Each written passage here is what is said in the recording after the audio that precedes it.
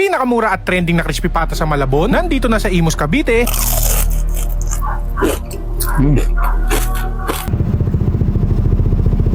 Itong part na to, tol, yung 250. Tikman nga natin tong pata ni Luis. Yung ganito kalaki, 250 pesos to. Tapos may kasama siyang suka nila. Grabe to, solid.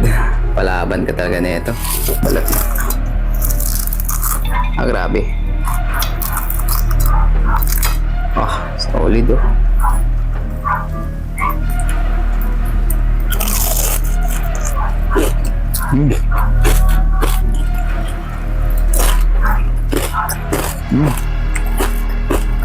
Sarap.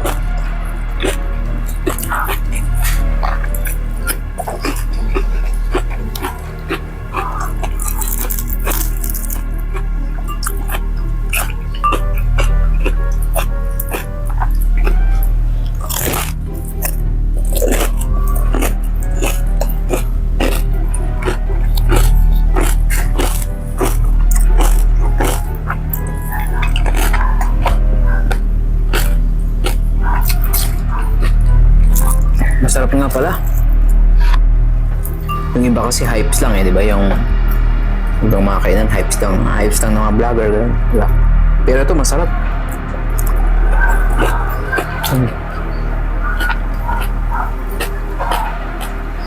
Partner rin ng pipino, sarap. Panalo. Yung suka nila, okay din, masarap din. Hindi siya matabang. Yung iba kasi puro tubig na Ibang nabibilang ko, puro tubig na yung suko. Panalo.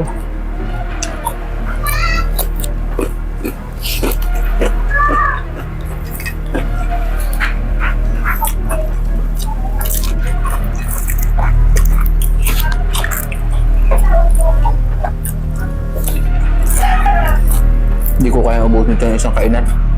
Solid Ito laman. Laman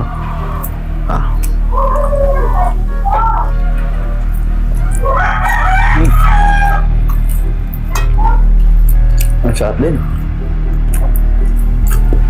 Pag ganito kasi ang masarap lang balat, di ba?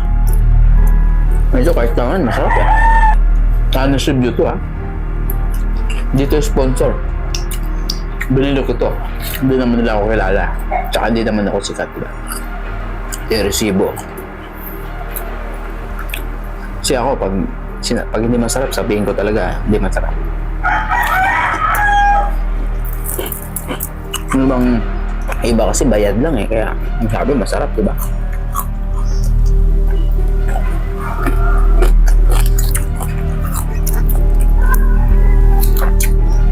Ito.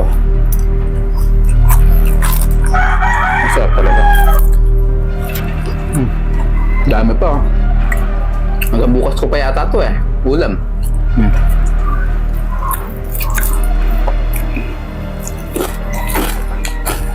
Solid.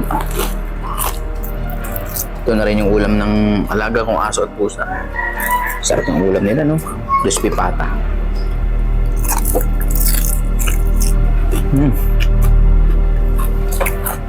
Lambot. Sulit naman pala yung 250 dito.